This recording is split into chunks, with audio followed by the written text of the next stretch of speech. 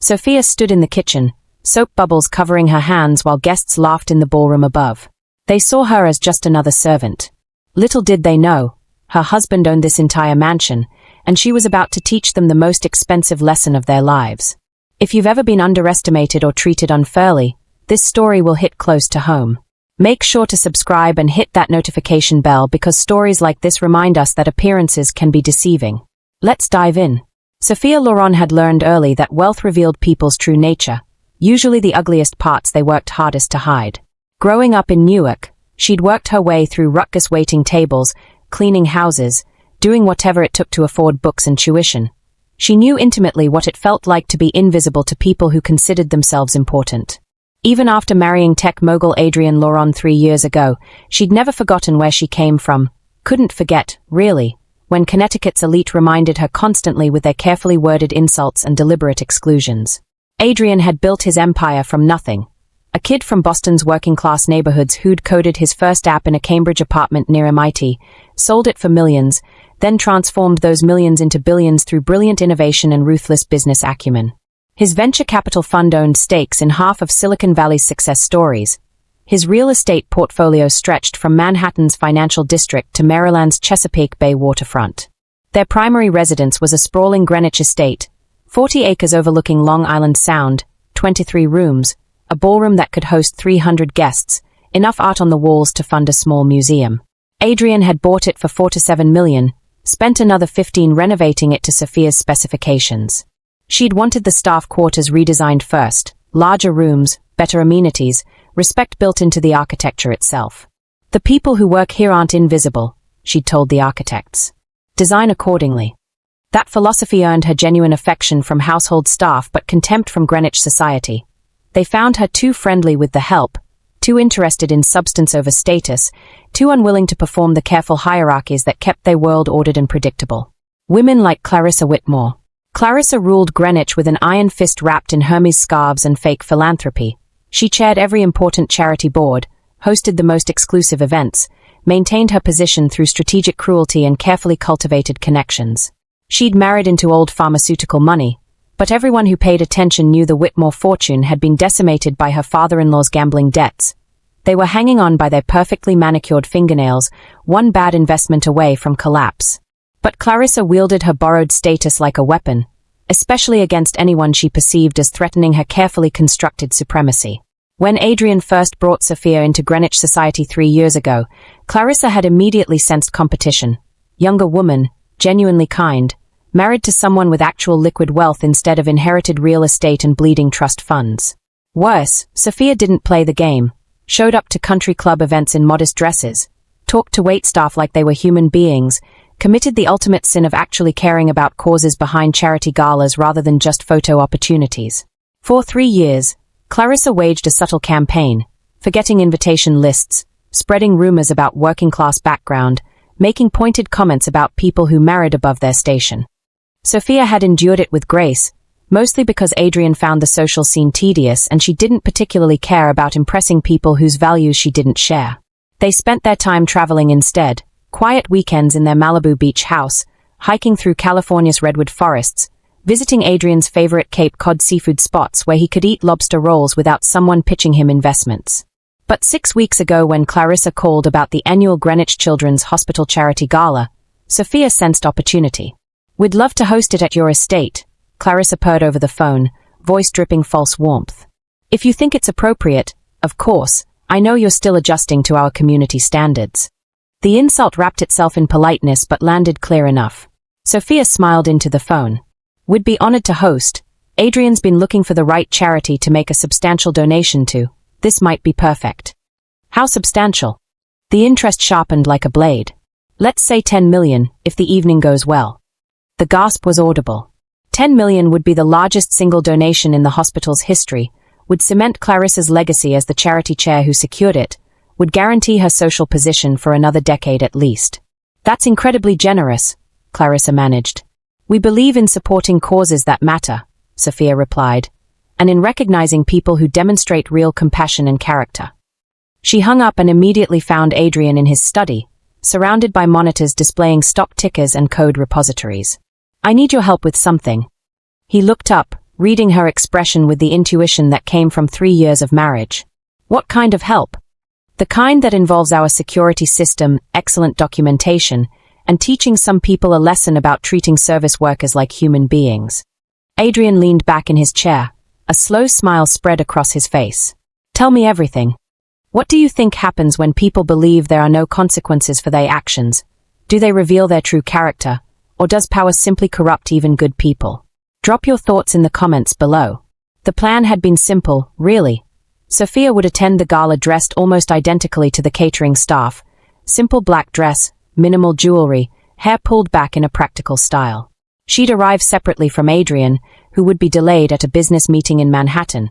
She'd observe how Clarissa and her circle treated people they assumed were staff, particularly people they thought were powerless, unable to push back. Adrian would monitor everything through the mansion's extensive security system.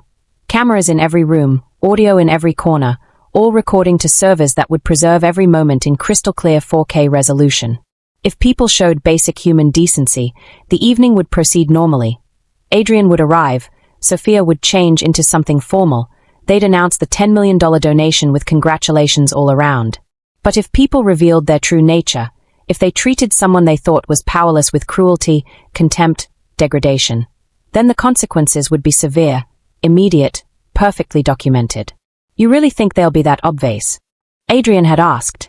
Sophia thought about 3 years of subtle insults, deliberate exclusions, Clarissa's carefully maintained hierarchy of human worth. I think when people believe there are no consequences, they show you exactly who they are. And if you're right, then we make sure there are consequences, Sophia said, and we make sure everyone sees them.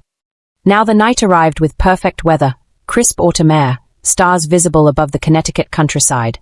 The kind of evening that made wealthy people feel blessed by Providence itself. Sophia dressed carefully in her simple black dress, pulled her hair into a neat bun, deliberately left off jewelry that might signal her true status. She looked exactly like what she'd intended, professional catering staff, invisible to people who'd learned not to see service workers as fully human. Adrian kissed her before she left their private wing. Security system is recording everything. I'll be monitoring from my office until it's time to make my entrance. How long will you give them?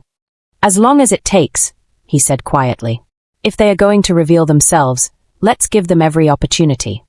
Sophia arrived at the ballroom through the service entrance, blending seamlessly with the actual catering staff who'd been briefed by the head of household. They knew who she was, had been asked to play along, were frankly excited to see what would happen. Ms. Laurent, the catering manager whispered. Are you sure about this? Completely sure, Sophia replied. Just treat me like any other staff member. I want to see how they behave when they think no one important is watching. The guests began arriving at 7, a parade of designer gowns and borrowed jewelry, Connecticut's elite descending on the Laurent estate like they owned it, their laughter sharp and judgment sharper. Clarissa arrived in a gown that probably cost more than she could actually afford, her husband Richard trailing behind with the resigned expression of a man who'd long ago stopped arguing about credit card bills. She swept into the ballroom like a queen surveying her kingdom, immediately beginning to orchestrate, to direct, to establish her dominance over the evening she'd planned. Sophia watched from the catering station, arranging champagne glasses on silver trays. It took exactly 12 minutes for Clarissa to notice her. You there, Clarissa called out, snapping her fingers like summoning a dog. Yes, you with the tray, come here. Sophia approached with her head slightly bowed, playing the part perfectly. Yes, Clarissa looked her up and down with barely concealed contempt. You're new. I don't recognize you from previous events. Yes, first time working at this venue.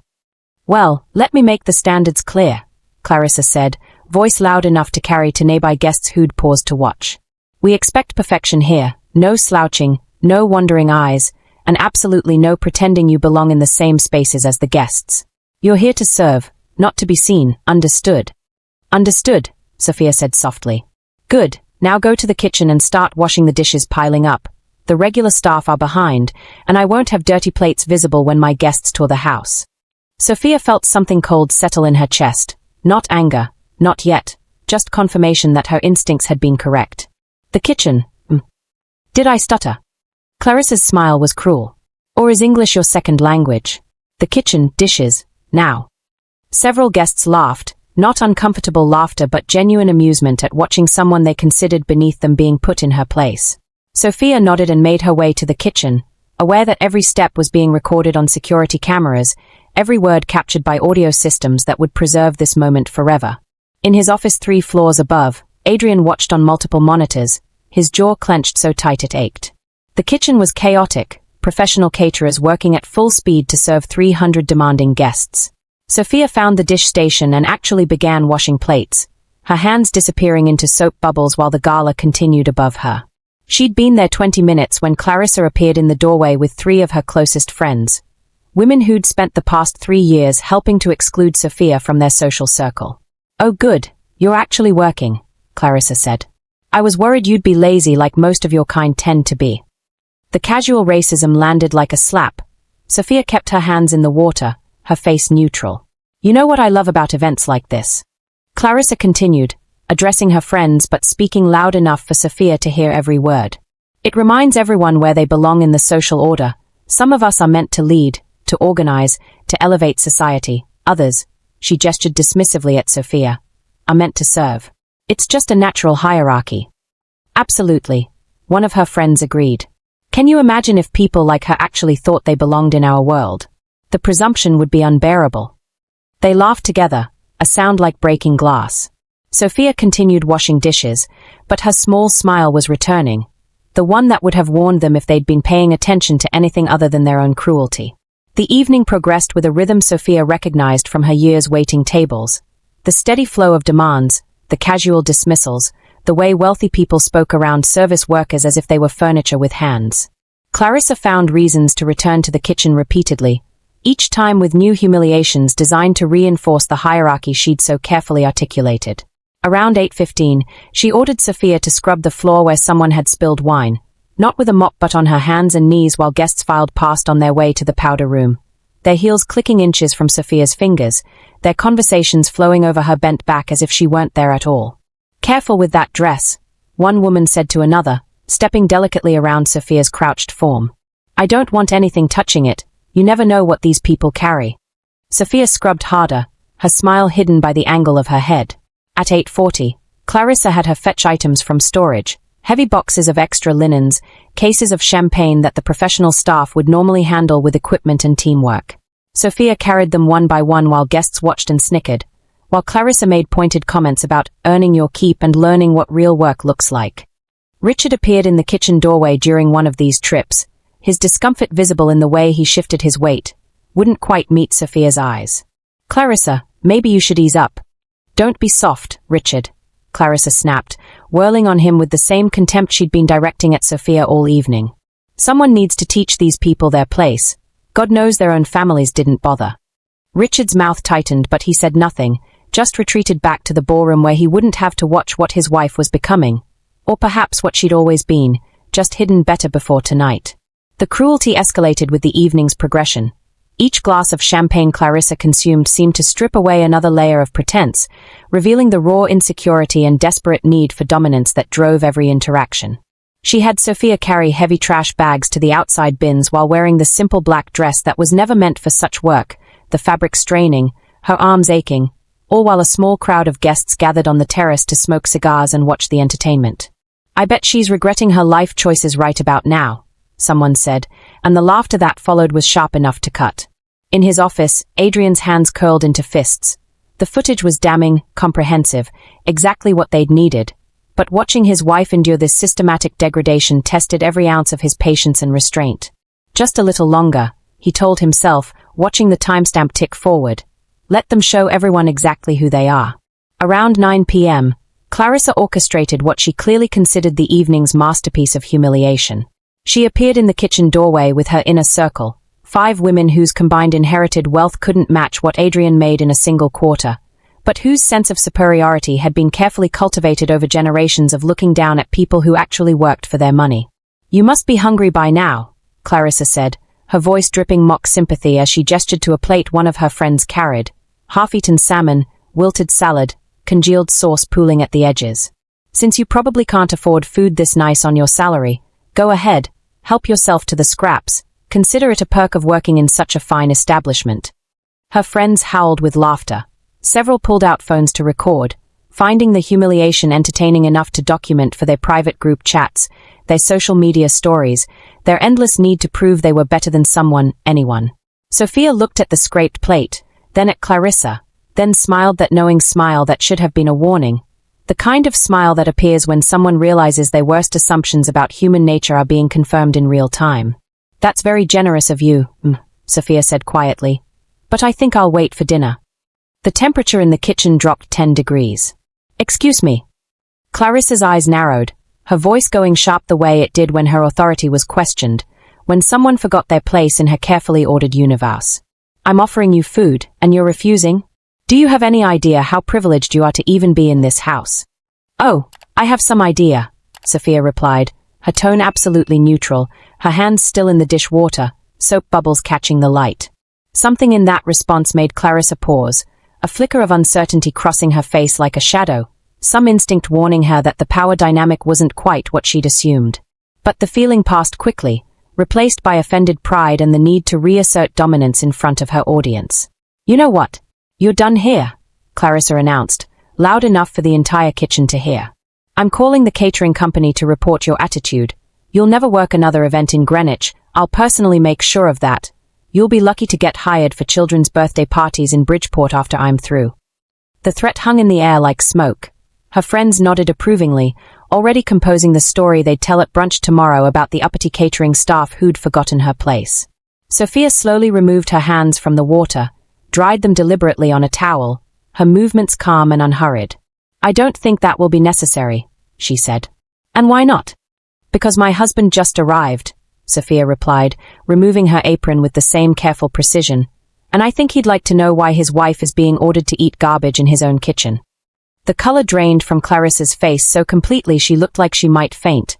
Her hand reached out blindly for the counter, fingers scrambling for purchase against the granite surface Adrian had imported from Italy at Sophia's request because she'd wanted the kitchen staff to work in a space as beautiful as any other room in the house. "You're what?" Clarissa whispered. Sophia pulled her hair free from its bun, shook it out in a gesture that transformed her from invisible servant to unmistakable presence. "You've spent the evening teaching me about social hierarchies and knowing one's place. Clarissa, let me return the favor." She walked past the frozen socialites, their phones still recording but now capturing something entirely different than they'd intended. Past Richard, whose face had gone grey with the dawning realization of what his silence would cost. Through the service corridors she'd redesigned 3 years ago when Adrian first bought this property, and she'd insisted that the people who made their comfortable life possible deserved comfort themselves. The backstory lived in these walls. Every choice she'd made reflected values that Clarissa's circle had mocked as common, as not understanding how things were done, as proof that Sophia didn't belong in their world. She'd wanted the staff dining room to have windows overlooking the gardens. Clarissa had called it wasteful during a charity board meeting, said servants didn't need views. She'd installed a full gym and library in the staff wing. Someone had whispered at the country club that Sophia was trying too hard to be liked instead of commanding respect through distance and hierarchy. She'd paid double the market rate for household positions, offered full healthcare and retirement benefits, created a scholarship fund for staff members' children, and Greenwich society had sneered at her inability to understand that generosity to the help upset the careful balance of power that kept their world functioning smoothly. Adrian had supported every decision because he remembered what it felt like to be invisible. Remembered coding in that Cambridge apartment while wealthy MIT students walked past him like he was part of the furniture, remembered pitching ideas to venture capitalists who dismissed him based on his accent and his zip code before they'd even heard his concept. They'd built their fortune on brilliance and work ethic, not inheritance and connections. They'd climbed from nothing to everything.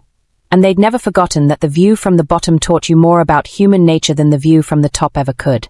That's why tonight had been necessary, not revenge but education. Forcing people to confront what they became when they thought consequences didn't apply to them, when they believed certain human beings simply mattered less than others based on job titles and bank balances.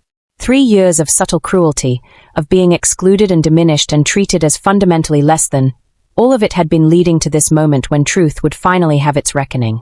Sophia emerged into the ballroom where Adrian had just made his entrance, tall, commanding, immediately recognizable to every person in the room as the tech billionaire whose home they were standing in, whose wealth dwarfed most of their combined net worth, whose $4 to $7 million estate they'd been treating like their personal playground. The conversations died in waves as people noticed him, then noticed Sophia approaching from the service corridor, then began doing the mathematics that would explain why the woman they'd watched being humiliated in the kitchen was now walking across the ballroom with her head high and her smile sharp as broken glass. "Darling," Sophia called out clearly, her voice carrying across the suddenly silent space. "Sorry I'm late. I got distracted in the kitchen." Adrian's eyes found hers across the room, saw the confirmation in her expression, read everything that had happened in the set of her shoulders and the way she held herself like someone who'd endured exactly what she'd expected to endure and was now ready for the reckoning. His face hardened into something that made venture capitalists nervous and competitors panic. The expression he wore when someone had violated his principles or underestimated his resolve, when business was about to become devastatingly personal. He crossed to her in 4 long strides, took her hand, examined her reddened fingers that still smelled of industrial dish soap. "Did they treat you well?" "They treated me exactly as I expected," Sophia replied, her voice steady. "Like I was invisible, until I wasn't useful, then I became a problem worth solving with cruelty." Adrian's jaw tightened. He raised his eyes to the assembled guests who'd begun backing away slowly, sensing the shift in power dynamics, understanding too late that the evening they'd enjoyed at someone else's expense was about to extract a price they couldn't afford. "Show them," Sophia said quietly, the words meant only for him but carrying enough weight to bend steel. Adrian nodded to his assistant, a sharp woman who'd been monitoring from the control room, who'd watched every moment of footage with increasing disgust, who now triggered the security system with something close to satisfaction. Every screen in the mansion lit up simultaneously. Dozens of displays built into walls throughout the estate, designed to showcase art or family photos but now repurposed for a very different kind of exhibition. 300 guests watched in growing horror as the evening replayed from multiple angles. Clarissa snapping her fingers and calling Sophia "you there" like summoning livestock. The casual racism about your kind. The order to wash dishes delivered with contempt. The escalating humiliations captured in crystal clarity.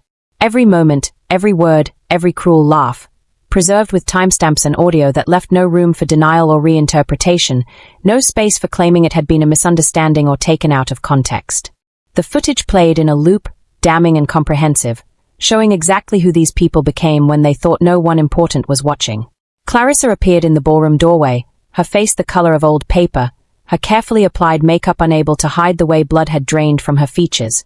She looked like someone watching their entire world collapse in real time, which was exactly what was happening. "Adrian, I can explain. We didn't know." "You didn't know she was my wife," Adrian said, his voice carrying deadly calm across the silent room, each word precisely placed like a surgeon's incision. "But you knew she was a human being. You knew she deserved basic respect. You just didn't think she was important enough to matter." He turned to address the entire ballroom. 300 people who'd spent the evening enjoying champagne and canapes while someone they considered beneath them was systematically degraded for their entertainment. "My wife and I discussed making a $10 million donation tonight," Adrian continued, his tone conversational but his eyes cold enough to freeze. "But we had one condition, that the people here demonstrated basic human compassion and character."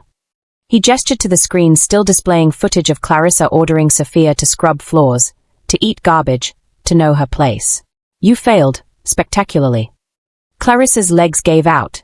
She caught herself on a chair, her designer gown pooling around her like a collapsed parachute. "Please, the hospital needs that donation, the children." "The hospital will get the donation," Sophia said, stepping forward with the authority of someone who'd earned every dollar being discussed, who understood exactly what 10 million could mean for sick children. "Because sick children shouldn't suffer for your cruelty, but it won't have your name on it, Clarissa, and you won't be the charity chair who brought it in." Adrian pulled out his phone, made a call while the room watched in silence so complete you could hear people breathing, could hear the rustle of expensive fabric as guests shifted uncomfortably. "Richard Whitmore works for one of my subsidiary companies," Adrian said while the phone rang. 15 years, middle management, adequate performance. The call connected. "This is Adrian Laurent. Richard Whitmore is terminated effective immediately. Final check will be mailed." He hung up. Richard's face went gray. His hand reached for the wall, steadying himself against the reality of unemployment at 53 with a wife whose spending had already stretched them past their limits. "I tried to stop her." "Not hard enough," Adrian said flatly. "You stood by while your wife brutalized someone for entertainment. That's not the kind of moral character I want in my organizations."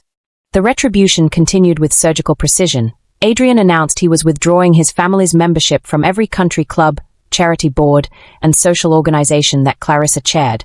His assistant read the list aloud like pronouncing sentence: Greenwich Country Club, the Junior League, the Historical Society, 3 hospital boards, 2 museum councils. Without our family's financial support, most of these organizations will need new leadership, Adrian explained, his tone suggesting this was simply business rather than personal destruction. I suggest they choose people who understand that all human beings deserve dignity, regardless of their job title or bank balance. Clarissa was openly crying now, mascara tracking down her face, her carefully constructed social empire collapsing with each withdrawal Adrian announced. 30 years of climbing, of positioning, of wielding borrowed status like a weapon, all of it crumbling in the time it took to make a few phone calls. But Adrian wasn't finished. The video footage from tonight will be provided to every catering company, event planner, and hospitality service in Connecticut, New York, New Jersey, and Massachusetts, Adrian continued, his words landing like hammer blows on people who'd built their identities on being able to host the right parties, attend the right events, maintain the right social connections. Not for public release, we're not vindictive, but so they know exactly who they are dealing with if you try to hire them for future events. The room seemed to shrink around Clarissa. Her friends who'd laughed alongside her in the kitchen were now backing away slowly, distancing themselves from the epicenter of social destruction, already recalculating alliances and reconsidering associations. Adrian turned to address the crowd, many of whom had laughed along with Clarissa's cruelty, had found entertainment in watching someone they considered lesser being humiliated, had pulled out phones to record moments they'd thought were funny rather than monstrous.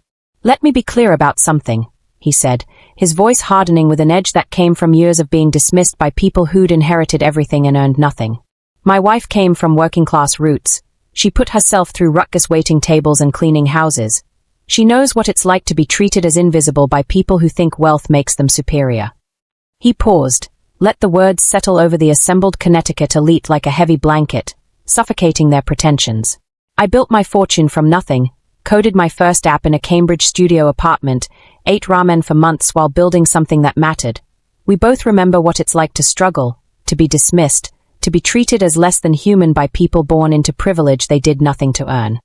The indictment was clear, comprehensive, aimed at every person in the room who'd inherited their position and confused the accident of birth with actual merit. This gala was a test, Sophia said quietly, her voice carrying despite its softness because the room had gone so completely silent that even breathing seemed intrusive. We wanted to see if people could demonstrate basic human decency when they thought there were no consequences, when they thought they were dealing with someone powerless, someone who couldn't fight back. She gestured at the screen, still displaying the evening's cruelty on an endless loop. Clarissa's contempt, the guests' laughter, the systematic degradation of someone whose only crime was appearing to be in a position of service. You failed, Sophia continued. Not because you didn't recognize me, but because you revealed exactly who you are when you think no one important is watching. Have you ever witnessed someone's true character emerge when they thought there were no consequences? What did it teach you about power and accountability? Share your story in the comments. Adrian's assistant stepped forward with a briefcase, removed documents with the crisp efficiency of someone who'd prepared for this moment. We're making the $10 million donation to Greenwich Children's Hospital tonight, she announced, with one stipulation. The donor recognition will read in honor of all service workers who are treated as invisible by people who should know better. Clarissa made a sound like a wounded animal, high, thin, the noise of someone watching their legacy being rewritten in real time, their name being erased from the achievement they'd counted on to secure their position for years to come.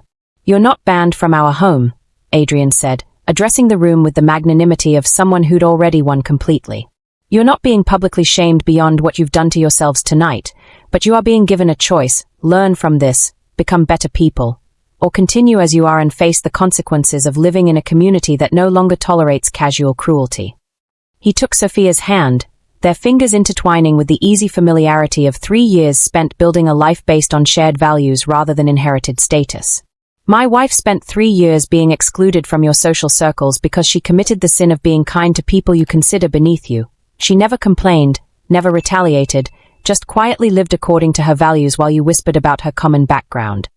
His smile was cold, precise, the expression of someone who'd calculated every move and found his opponents predictable in their cruelty. Turns out her background taught her more about character than your inherited privilege ever did. They walked toward the exit together, leaving the ballroom in stunned silence, 300 people forced to confront the ugliest versions of themselves, their reflections captured in 4K resolution and preserved for posterity. Behind them, the screens continued playing footage in an endless loop, a reminder that would haunt everyone present for years to come, that would replay in their minds every time they interacted with someone they considered beneath them, every time they had the opportunity to choose kindness or cruelty. The evening had cost Clarissa everything she'd spent 30 years building: her position, her husband's job, her social empire, her carefully constructed identity as someone who mattered in a world that measured worth in invitations and board positions. But it had taught a lesson that couldn't be learned any other way, that humanity isn't conditional on status, that dignity isn't something you can grant or withhold based on someone's job title, that cruelty always extracts a price even when you think you're too powerful to pay it. 6 months passed like water finding its level, reshaping landscapes and revealing what remained when the surface pretense washed away. Sophia ran into Clarissa at a grocery store in Maryland. They'd moved there after the social exile became too intense, Richard having found work as a regional manager at a retail chain after months of unemployment that had depleted their savings and forced the sale of their Greenwich home. Clarissa wore clothes from Target, pushed a cart with generic brands, looked a decade older than she had that night. The kind of aging that happens when stress and regret compound daily, when you're forced to confront who you've become and don't particularly like the answer. "Sophia," she said quietly, her voice stripped of the confidence and contempt that had characterized every interaction for 3 years. "I owe you an apology." Sophia paused in the cereal aisle, studying the woman who'd orchestrated her humiliation with such casual cruelty, who'd revealed exactly how little she valued human beings she considered beneath her station. "Do you? Or are you sorry you got caught?" Clarissa's eyes filled with tears, not the performative crying from the gala but something rawer, more genuine, the kind of emotion that comes from genuinely reckoning with your failures rather than just mourning their consequences. "Both, if I'm honest," Clarissa admitted, her voice breaking slightly. "But mostly I'm sorry for who I was, for who I'd become. I spent so much energy maintaining status that I forgot to maintain my humanity." "What changed?" Sophia asked, her tone neutral, genuinely curious about whether transformation was possible or if this was just another performance from someone who'd built a life on performing the right emotions for the right audiences. "Working retail," Clarissa said with a bitter laugh that held no humor, just recognition. "Having customers treat me exactly how I treated you, feeling invisible, powerless, like my feelings didn't matter because I was just there to serve." She wiped her eyes with the back of her hand, a gesture too raw to be calculated. "It's a special kind of hell, realizing you've become the villain in someone else's story." Sophia felt something soften in her chest, not forgiveness, not quite, but recognition that cruelty often stems from fear and insecurity rather than malice, that people who hurt others are usually running from their own pain and taking it out on anyone vulnerable enough to absorb the impact. "Are you learning from it?" Sophia asked. "Trying to," Clarissa whispered, her voice so quiet Sophia had to lean in to hear. "Every single day, I'm trying to be better than I was, trying to see people instead of positions, trying to treat everyone like they matter because they are human, not because of what they can do for me." The transformation seemed genuine, the kind of change that comes from having your world dismantled and being forced to rebuild with different materials, different values, a different understanding of what actually matters when the social pretense is stripped away. Sophia nodded slowly, recognizing that some lessons require complete destruction before reconstruction becomes possible. Then maybe it wasn't all for nothing. They parted ways in that Maryland grocery store, two women from vastly different circumstances who'd both learned expensive lessons about the cost of cruelty and the value of basic human dignity, about how power without accountability corrupts absolutely, and how being treated as invisible teaches you more about character than a lifetime of privilege ever could. Sophia returned to Greenwich occasionally, usually for the children's hospital events where her family's $10 million donation had funded an entire new wing, state-of-the-art equipment, private rooms designed to comfort rather than intimidate, a space that recognized sick children as whole human beings deserving of dignity and compassion. The plaque in the lobby read exactly as specified, "In honor of all service workers who are treated as invisible by people who should know better." She'd stand there sometimes, reading those words while parents and children passed by, while doctors and nurses worked shifts in facilities her money had built, while the hospital hummed with the business of healing and hope.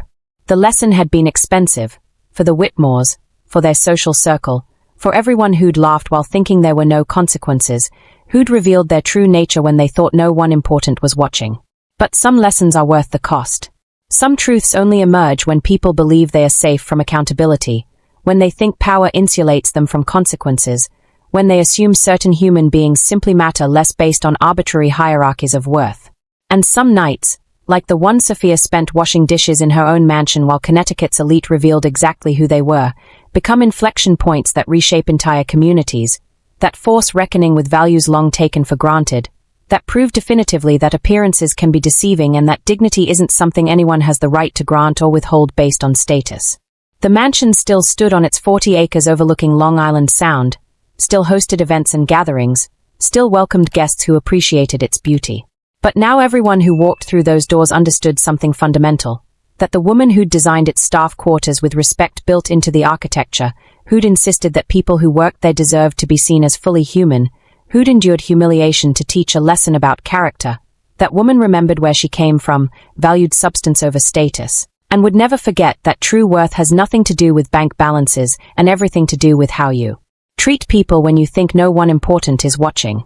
If you could go back and give your younger self one piece of advice about recognizing true character in others, what would it be? Drop your wisdom in the comments. Your story might help someone else navigate their own journey. And if this story resonated with you, make sure you're subscribed because we share real stories about real people learning real lessons every single week.